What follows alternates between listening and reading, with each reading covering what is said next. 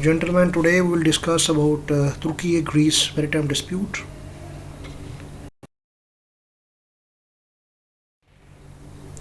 Maritime dispute between Turkey and Greece is a long-standing conflict centered on Aegean and Eastern Mediterranean seas. Both nations lay competing claims over territorial waters, exclusive economic zones, continental shelves, and natural resources. These disagreements are rooted in historical treaties, differing legal interpretations, and geopolitical interests. Despite being NATO allies, Turkey and Greece has repeatedly come close to military confrontation, making this dispute a significant threat to regional stability. Conflict is further complicated by energy discoveries, particularly natural gas reserves in eastern Mediterranean, which have intensified competition. Additionally, international actors such as European Union, United States, NATO, and regional energy players have vested interest in outcome as it affects European energy security, international law, and military dynamics. Aegean Sea, located between Greece and Turkey, is a semi-enclosed body of water that connects to Mediterranean Sea.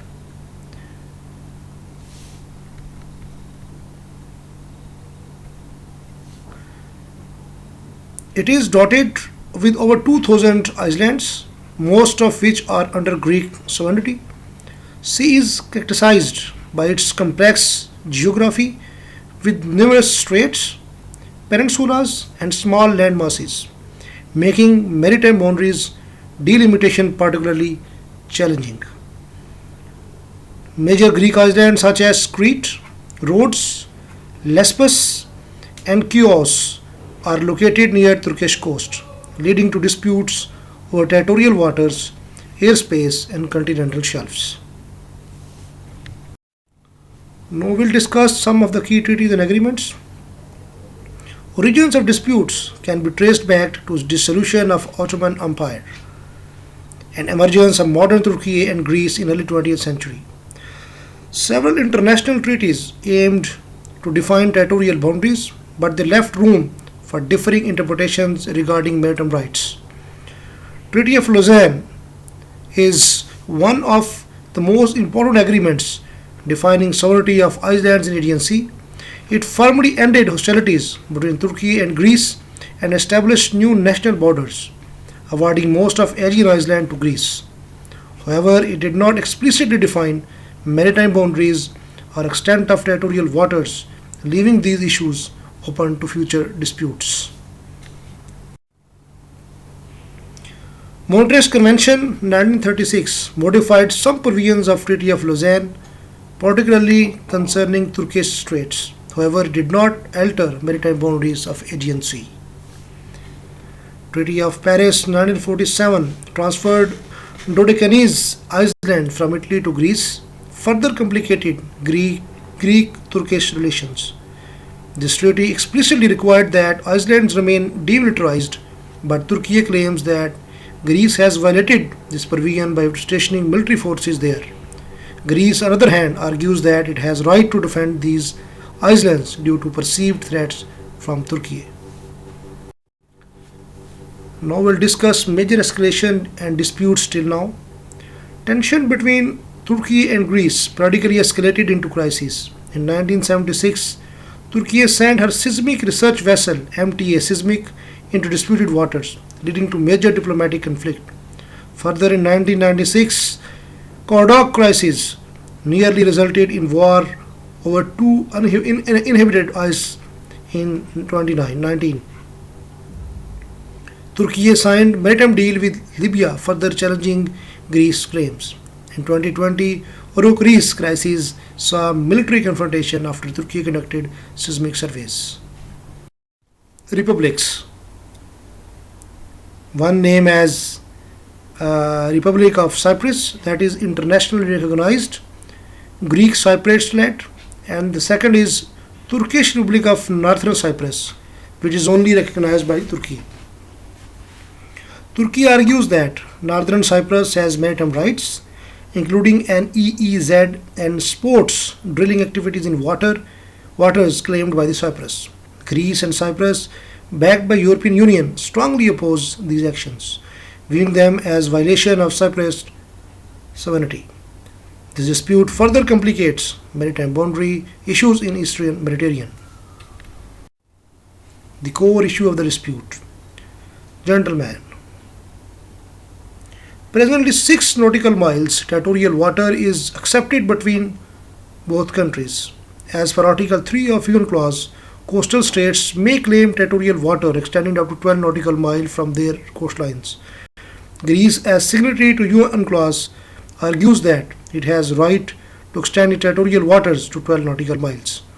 Turkey opposes this as it would significantly reduce Turkish access to Aegean Sea. Turkey declared that any extension beyond 6 nautical miles would be cause for the war. Impact of extension of territorial water up to 12 nautical mile can be seen that if the boundaries remain same as 6 nautical mile, the percentage of Aegean Sea is as Greece now has 43%, Turkey has 7.5%, and international water is remaining 49%. But if this 6 nautical mile is extended to 12 nautical mile territorial waters as per UN clause, the Greece would have 71%, Turkey would have 8.8%, and the international water would remain only 19.7%, and which is not acceptable to the Turkey.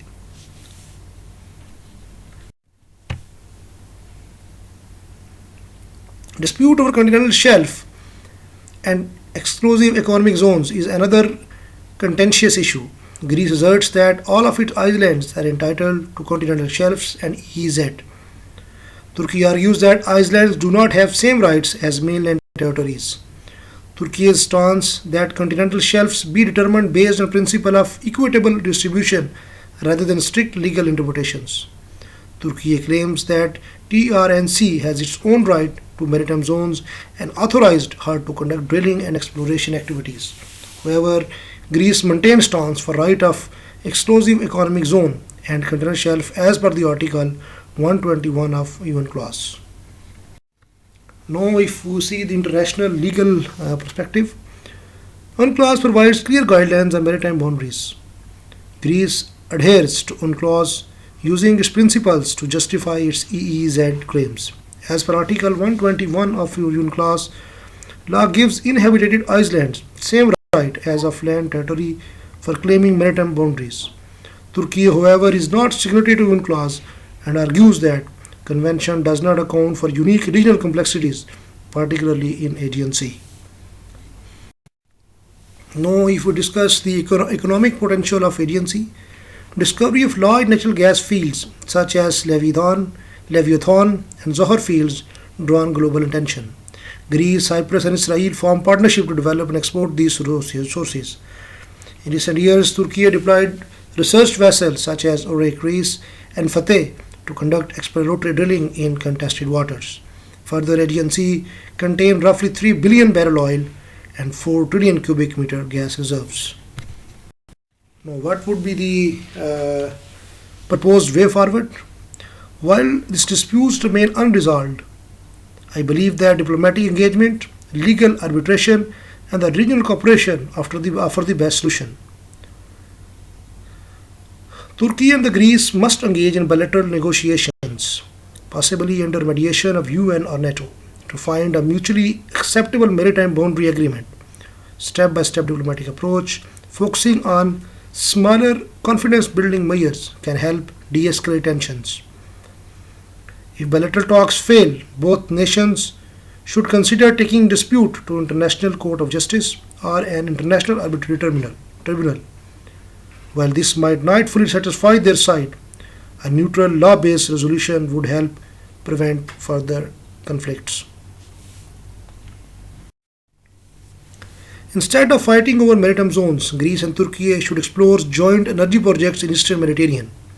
A shared energy framework could ensure that both nations benefit economically while reducing tensions. Both sides must avoid military provocations, reduce naval deployments in disputed areas, and establish military communication channels to prevent unintended clashes.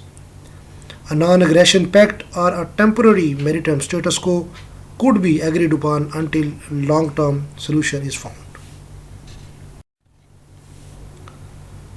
Eastern Mediterranean Gas Forum could be extended to include Turkey, allowing for regional economic and diplomatic integration. A Mediterranean wide maritime agreement that involves all stakeholders, including Cyprus and Libya, could provide a comprehensive solution to overlapping claims.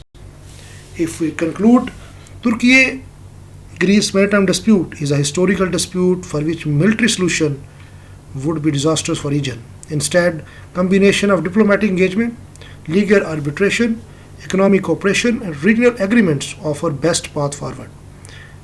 As a student, while analyzing this issue, I believe the dispute is not just about territorial claims, it is about regional stability, economic opportunities, and future of peaceful coexistence in Eastern Mediterranean. Both Turkey and Greece must realize that cooperation rather than confrontation is key to long term security and prosperity.